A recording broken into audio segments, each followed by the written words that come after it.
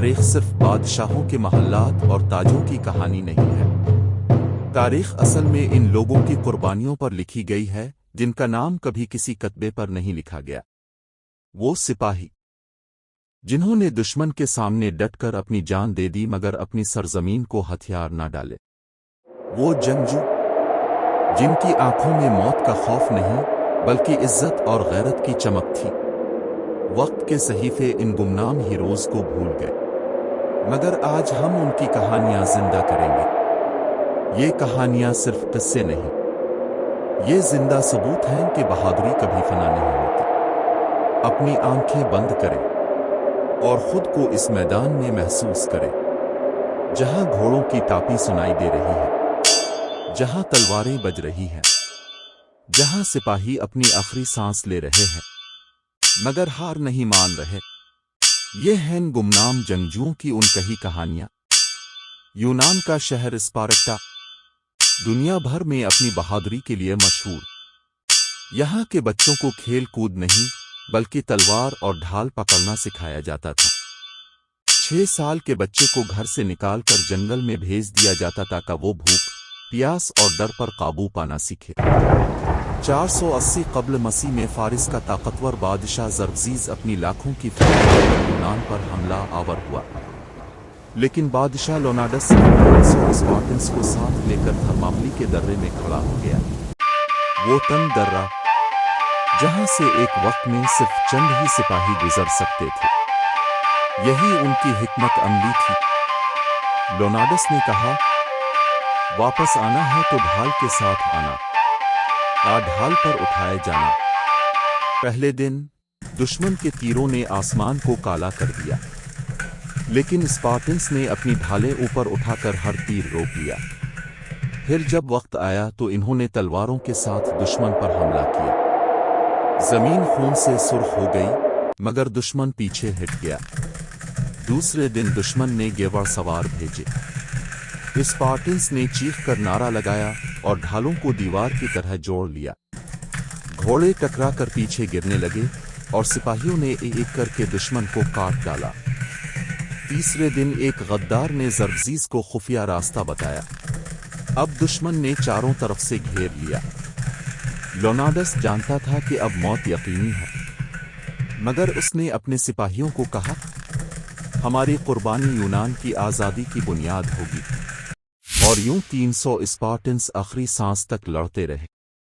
ان کی تلواریں ٹوٹ گئیں تو ہاتھوں سے لڑے، ہاتھ کٹ گئے تو دانتوں سے لڑے۔ وہ گرے مگر جھکے نہیں۔ آج بھی ان کا ذکر بہادری کی سب سے بڑی مثال کے طور پر کیا جاتا ہے۔ سندھ کی وادی میں واقع موئن-جو دڑو، جہاں گلیاں سیدھی تھیں، پانی کے نالے بنے تھے اور علم و ہنر کا چرچا تھا، لیکن بہت کم لوگ جانتے ہیں کہ یہ شہر جنگجوؤں کا بھی مرکز تھا۔ یہاں کے تیر انداز اپنی مہارت کی وجہ سے مشہور تھے۔ کہا جاتا ہے کہ وہ ہوا کی رفتار، پرندوں کی پرواز اور دشمن کے قدموں کی چاپ سے اندازہ لگا لیتے تھے کہ تیر کہاں مارنا ہے۔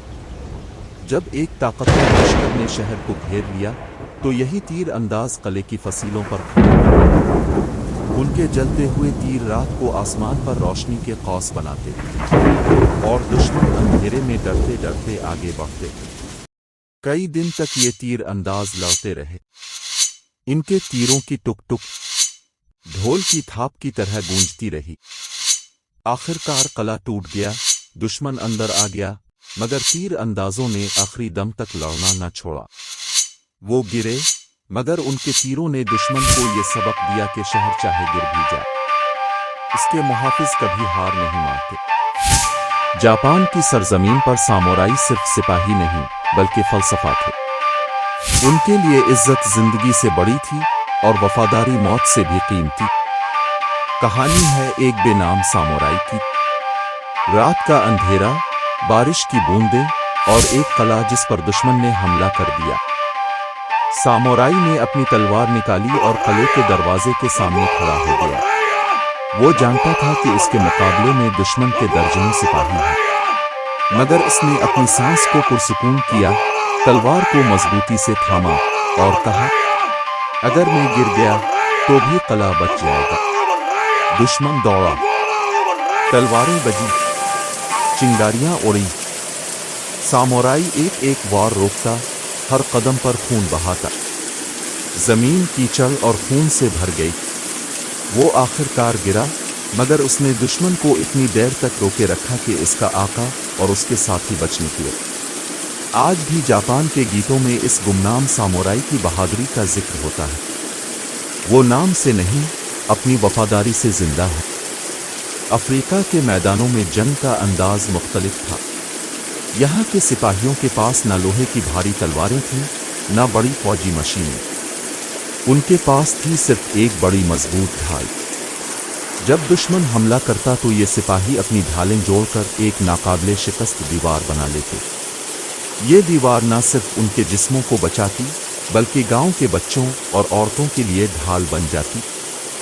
कहा जाता है कि एक जंग में जब दुश्मन ने आग लगा दी, तो ये सिपाही अपनी ढालों के साथ जलते घरों के सामने खड़े हो गए। उन्होंने अपनी आखिरी सांस तक अपनी ढालें जमीन पर गिरने ना दें। वो सब मारे गए, मगर दुश्मन ये समझ गया कि असल ताकत हथियारों में नहीं, बल्कि इत्तेहाद में है। मंगोल सल्तनत का हर सिपाही एक खौफनाक जंगजू था, मगर उनके जासूस सबसे खतरनाक थे। ये अकेले घोड़े पर दुश्मन के इलाकों में जाते, मालूमात इकट्ठी करते और अपनी जान पर खेलकर वापस लाते। कहते हैं एक जासूस दुश्मन के शहर में घुस गया। उसने कई दिन दुश्मन के बीच गुजारे, फौज की गिनती नोट की, नक्शे बनाए और अपनी कौम तक खबर पहुंचाई। लेकिन वापसी पर पकड़ा गया।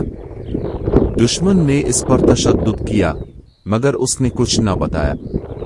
वो मर गया, मगर उसकी दी हुई मालूमात ने मंगोल फौज को जंग जितवा दी। यूं एक गुमनाम जासूस एक सल्तनत की फतह की बुनियाद बना।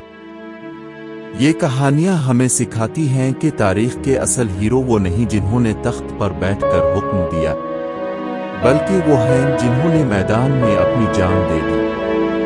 वो गुमनाम सिपाही जो तारीख के सफ़ों पर कहीं नहीं मिलते, मगर उनकी कुर्बानियां आज भी हमारी रगों में बहादुरी का खून दौड़ाती हैं। याद रखें, कौमें सिर्फ किताबों से नहीं, कुर्बानियों से बनती हैं, और ये कुर्बानियां कभी मिटती नहीं। अगर आप चाहते हैं कि हम और भी ऐसे राज खोलें तो हमारे चैनल को सब्सक्राइब करें, क्योंकि असल तारीख अभी बाकी है।